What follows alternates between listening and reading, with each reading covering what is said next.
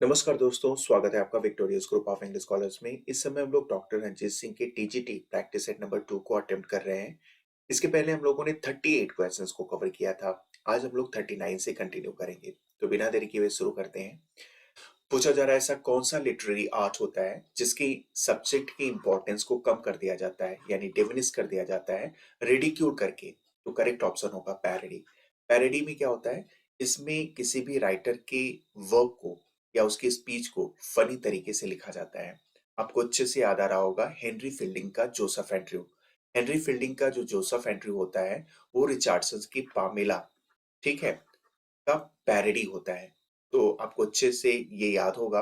और वैसे तो एल्गरी तो हो नहीं सकता। एल्गरी में क्या होता है, इसमें किसी भी पीस ऑफ राइटिंग के डबल मीनिंग होते हैं। आपको याद आ रहा होगा जॉर्ज ऑरवेल का एनिमल फार्म। तो एल्गरी तो बिल्कुल नहीं होगा। मेलोड्रामा क्या होता है, मेलोड्रामा कोई शॉर्ट स्टोरी या कोई ऐसी ड्रामा होता है जिसमें किसी भी कैरेक्टर्स के इमोशंस को एग्जेजरेट करके दिखाया जाता है। इसमें बहुत सारे एक्साइटमेंट और बहुत सारे सैड मोमेंट्स को दिखाए जाते हैं। तो मेलोड्रामा भी नहीं होगा। सटायर का मतलब होता है व्यंग। इसमें क्या होता है, पोएट कोई भी ऐसी समाज की चीज, कोई वो सिस्टम, कल्चर या व्यक्ति हो सकता है जिसको वो पसंद नहीं करता है, उसमें चेंज लाना चाहता है, तो उस पर वो व्यंग करेगा, उपहास करेगा। सटायर में ध्यान रखना ह्यूमर का यूज किया जाता है, ठीक है। जॉन ड्राइटन का मैकफ्लेक्नो इसका बेस्ट एग्जांपल है। उसमें जॉन ड्राइटन थॉमस सैटवेल को मॉक करके ये पोएम लिखा है। तो सटायर भी ये नहीं होगा। तो किसी भी लिटरेरी आर्ट के सब्जेक्ट के इंपॉर्टेंस को कम किसमें किया जाता है, पैरोडी में किया जाता है। ऑप्शन यहाँ पे सी करेक्ट हो जाएगा। नेक्स्ट क्वेश्चन पूछा गया है, ड्रामा में कर्टेन रेजर का मतलब बताइए। तो कर्टेन रेजर का मतलब होता है कोई शॉर्ट प्ले जिसको मेन प्ले के पहले दिखाई जाती है। कर्टेन रेजर ध्यान रखना शॉर्ट प्ले भी हो सकता है और कोई स्पीच भी हो सकता है जिसको मेन प्ले के पहले ऑडियंस को दिखाई जाती है। और इसका पर्पस यही होता है कि ऑडियंस को मेंटली रूप से प्रिपेयर करना होता है, किसके लिए, मेन प्ले के लिए।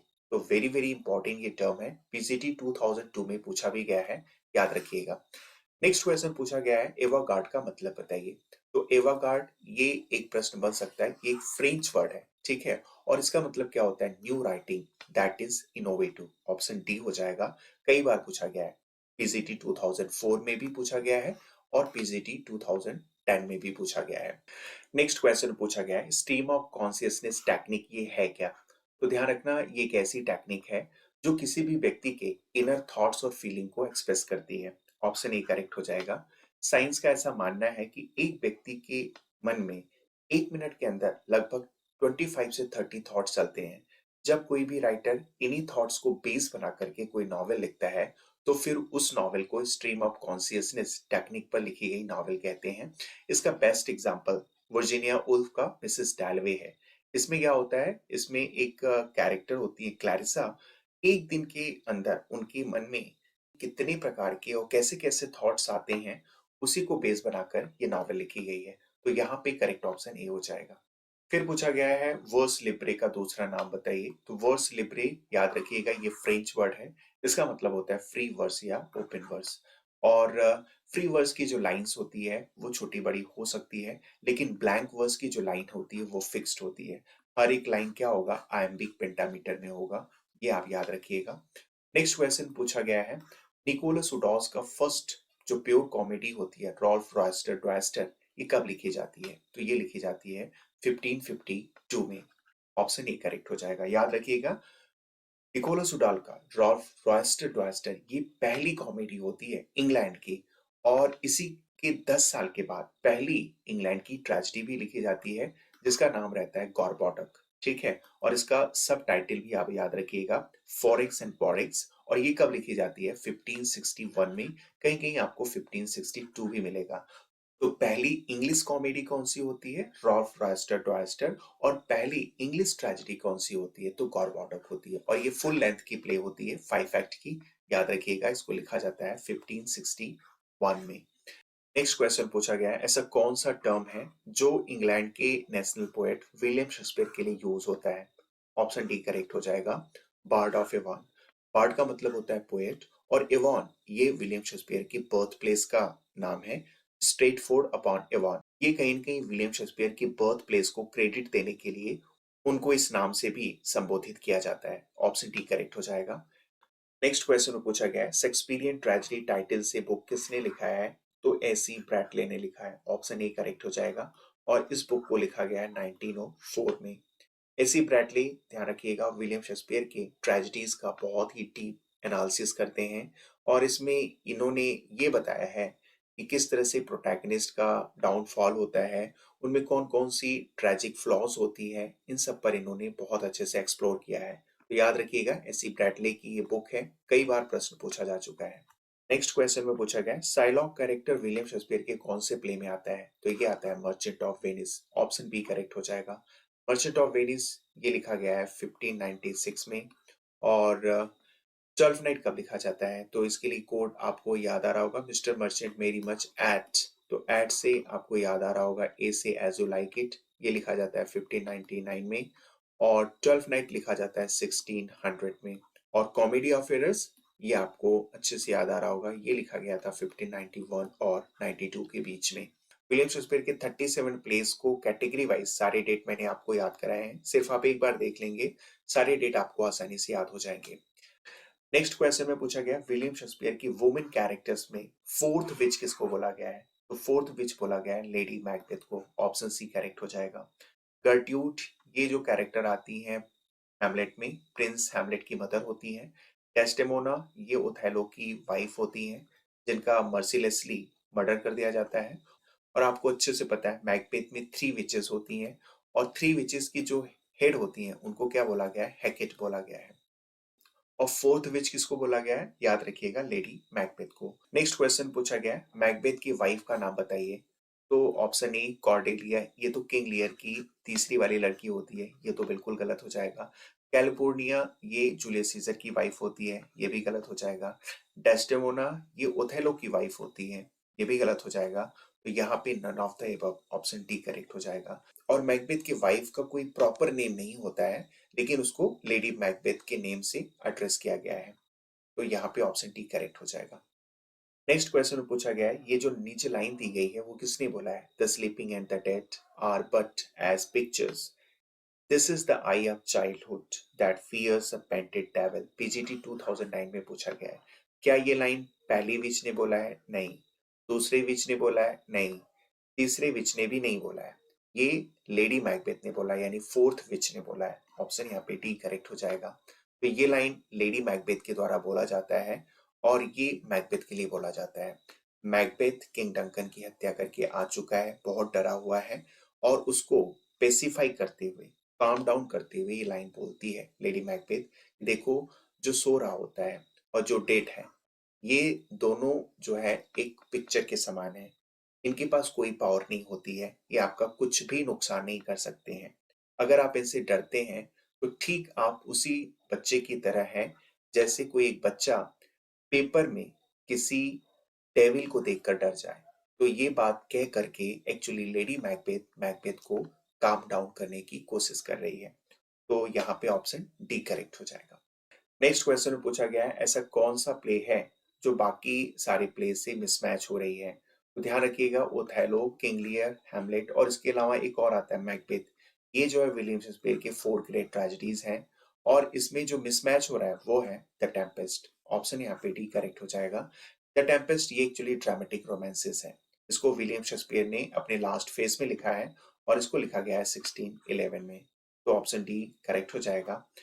नेक्स्ट क्वेश्चन में पूछा गया है पोलोनियस फ्रांस में किसको भेजता है अपने बेटे लियर्टिस की जासूसी करने के लिए, कि ठीक से वो वहां पे पढ़ रहा है या फिर नहीं? तो ध्यान रखिएगा, पोलोनियस अपने नौकर रिनाल्डो को भेजता है। ऑप्शन ए करेक्ट हो जाएगा।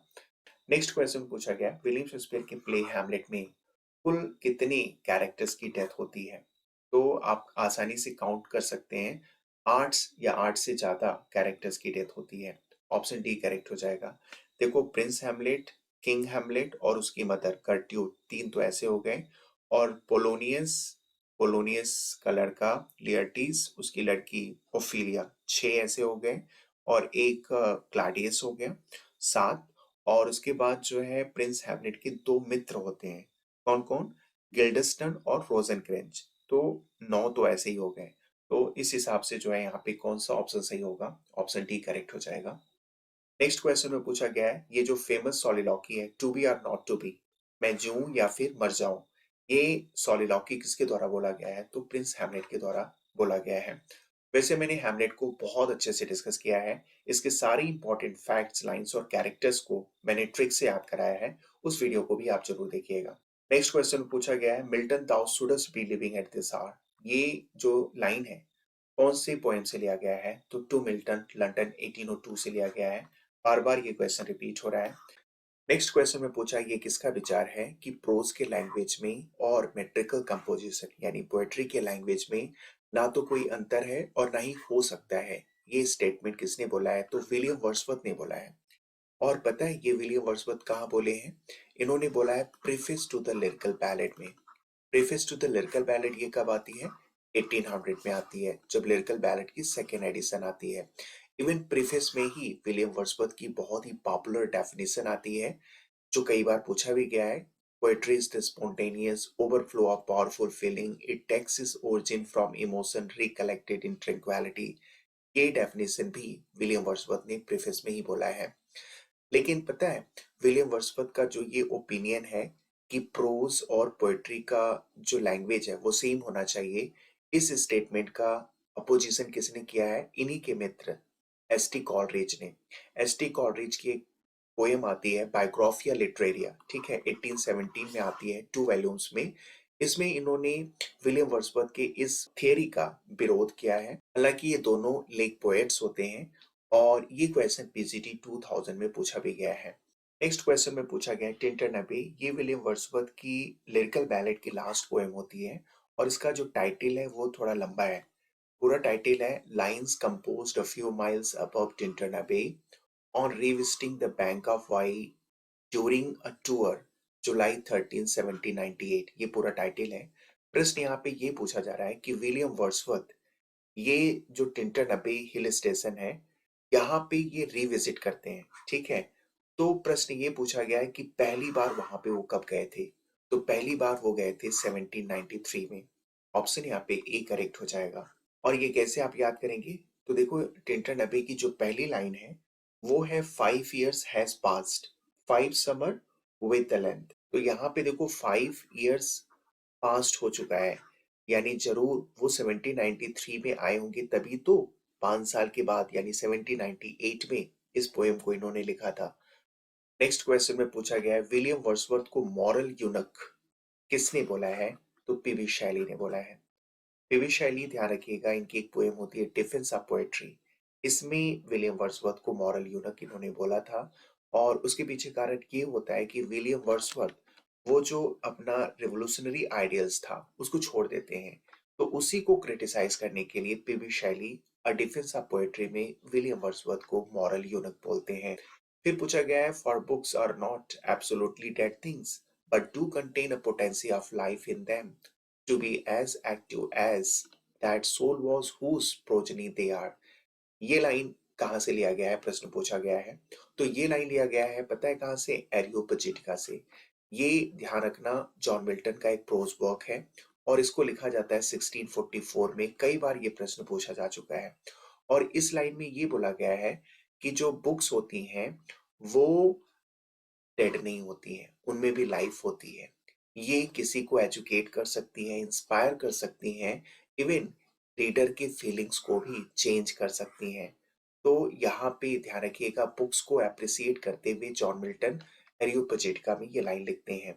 लिसिडास ये लास्ट जॉन मिल्टन की हार्टन पोएम होती है। इसको लिखा गया है 1637 में, ठीक है। और ये स्पेंसरियन स्टेंजा में लिखा गया है और ये जॉन मिल्टन की पास्टोरल पोएम होती है। पैराडाइज लास्ट आपको अच्छे से पता है, ये लिखा जाता है 1665 पे कंप्लीट हो जाता है और पहली बार इसको पब्लिश किया गया था 1667 में। उस समय इसमें 10 बुक्स होते हैं और इसका जो लास्ट पब्लिकेशन होता है 1674 में और इसमें फिर 12 बुक्स या कैंटोस हो जाते हैं। और कोमस ये जॉन मिल्टन की वन ऑफ द मास्क है और इसको लिखा गया है 1634 में। तो ये सारे पॉइंट्स भी आप याद रखिएगा। नेक्स्ट क्वेश्चन पूछा गया है dear son of memory great heir of fame what needst thou such a weak weakness of thy name। and so sepulchred in such pomp does lie that kings for such a tomb would wish to die। ये line कहाँ से लिया गया है? तो ये John Milton की एक पोएम होती है ऑन शेक्सपियर, वहां से लिया गया है। ठीक है, ऑप्शन यहाँ पे डी करेक्ट हो जाएगा। ऑन शेक्सपियर याद रखिएगा, ये लिखा जाता है 1630 में और ये सिर्फ 16 लाइंस की इनकी पोएम होती है। और इस पोएम में जॉन मिल्टन ने विलियम शेक्सपियर को बहुत ज्यादा एप्रिसिएट किया है।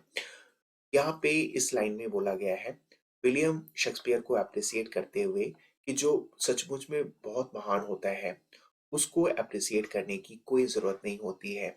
उसके कर्म, उसके जो अकॉम्प्लिशमेंट है, उसके जो डीड्स हैं, वो खुद उस व्यक्ति के बारे में बोलते हैं। नेक्स्ट क्वेश्चन में पूछा गया है सैमसन एग्निस्ट, ये किस तरह का वर्क है? कई बार प्रश्न पूछा गया है, ध्यान रखिएगा।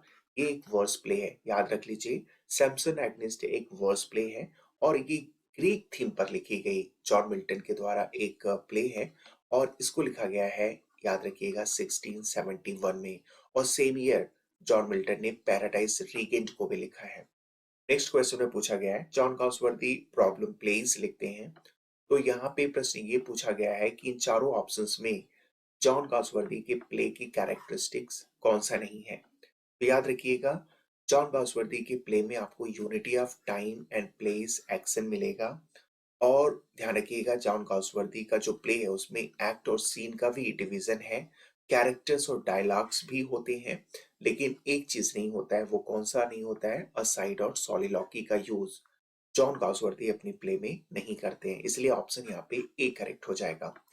नेक्स्ट क्वेश्चन में पूछा गया है जॉन गाउसवर्दी के जो भी प्लेस लिखते थे उसमें रियल विलेन कौन होता है? तो ध्यान रखना, जो सोशल इविल होता है वही जॉन गाउसवर्दी के प्ले का इविल्स होता है। जॉन गाउसवर्दी के मास्टर वीडियो में मैंने बहुत अच्छे से याद कराया है कि कौन सा प्ले कौन से सोशल इविल को डील करती है, तो उस वीडियो को भी आप जरूर देखिएगा। नेक्स्ट क्वेश्चन पूछा गया है जॉन गाउसवर्दी की जितनी भी प्लेस हैं वो किस तरह के हैं? तो वो सब के सब सोशल ट्रेजेडी हैं। ऑप्शन यहाँ पे बी करेक्ट हो जाएगा। नेक्स्ट क्वेश्चन पूछा गया law is a majestic Edifice sheltering all of us each stone of which rest on another. ये लाइन कहाँ से लिया गया है? तो जॉन गाउसवर्दी के फेमस प्ले जस्टिस से लिया गया है और इस प्ले को लिखा गया था 1910 में। लॉ की तुलना मजेस्टिक एडिफिस यानी शानदार बिल्डिंग से की जा रही है। जैसे शानदार बिल्डिंग में हर एक ईंट का अपना इंपॉर्टेंस होता है। किसी भी एक ईंट को हटा देने पर वो कितना भी शानदार बिल्डिंग हो, लेकिन वो बिल्डिंग वीक हो जाती है। ठीक वैसे ही लॉ में बहुत सारे रूल्स और प्रिंसिपल्स होते हैं। हम किसी भी रूल्स और प्रिंसिपल के साथ टेम्पर नहीं कर सकते हैं। ये बात कहाँ बोली गई है? जस्टिस में। लॉयल्टीज, ये भी जॉन गाउसवर्दी की प्ले होती है और इसको लिखा गया है 1922 में। सिल्वर बॉक्स लिखा गया था 1906 में और ये जॉन गाउसवर्दी की पहली प्ले है, कई बार प्रश्न पूछा जा चुका है। और स्ट्राइफ को लिखा गया था 1909 में।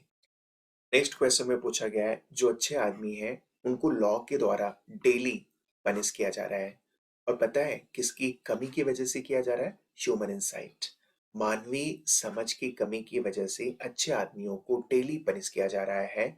उनको तो पेशेंट की तरह ट्रीट किया जाना चाहिए, लेकिन क्रिमिनल की तरह उनसे ट्रीट किया जाता है। ये लाइन भी कहां से लिया गया है? जस्टिस से लिया गया है। ऑप्शन ए करेक्ट हो जाएगा। नेक्स्ट क्वेश्चन में आपको अप्रोप्रिएट ऑप्शन को फिल करना है। क्वेश्चन है a pair of trousers dash to go into his suitcase. यहाँ पे याद रखिएगा, जब इस तरह का कंस्ट्रक्शन होता है तो इसके साथ हमेशा सिंगुलर हेल्पिंग वर्ब का यूज होता है। यहाँ पे इज करेक्ट हो जाएगा। ठीक है, a pair of trousers is to go into his suitcase. एक चीज मुझे यहाँ पे और ऐड करना है जिससे प्रश्न बनता भी है, the number of, the number of students. और एक कंस्ट्रक्ट होता है a number of, number of students. याद रखिएगा, जब द नंबर ऑफ स्टूडेंट्स होता है तो इसके साथ हमेशा कौन सा हेल्पिंग वर्ब आता है? सिंगुलर हेल्पिंग वर्ब आता है। और अ नंबर ऑफ स्टूडेंट्स अगर हो जाएगा तो इसके साथ हमेशा प्लूरल हेल्पिंग वर्ब आता है। वेरी वेरी इंपॉर्टेंट ये पॉइंट है, इसको आप याद रख लीजिएगा। याद कैसे करेंगे? तो बहुत आसानी से आपको याद होगा। देखो, अ यहाँ ए से स्टार्ट हो रहा है और आर का यहाँ पे जो पहला लेटर है वो भी ए से ही स्टार्ट हो रहा है, तो आप इसको को रिलेट कर लीजिएगा।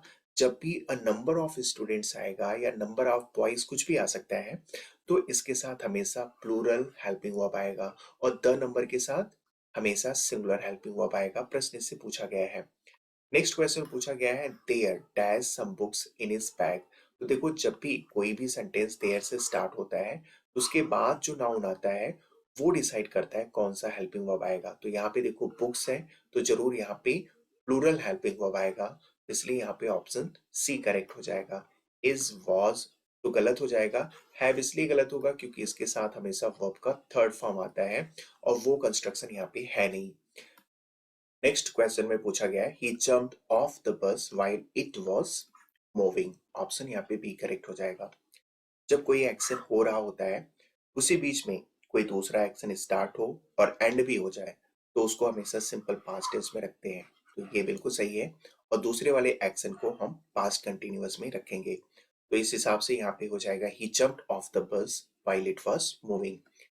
नेक्स्ट क्वेश्चन पूछा गया है, the tree was dash with fruits. यहाँ पे करेक्ट ऑप्शन हो जाएगा ऑप्शन सी, लेडन। लेडन याद रखिएगा पार्ट्स ऑफ स्पीच में एडजेक्टिव है और इसका मतलब होता है भरा होना। ट्री जो है फ्रूट से भरा हुआ था। लोड ये पार्ट्स ऑफ स्पीच में वर्ब है और ये तो बिल्कुल नहीं होगा।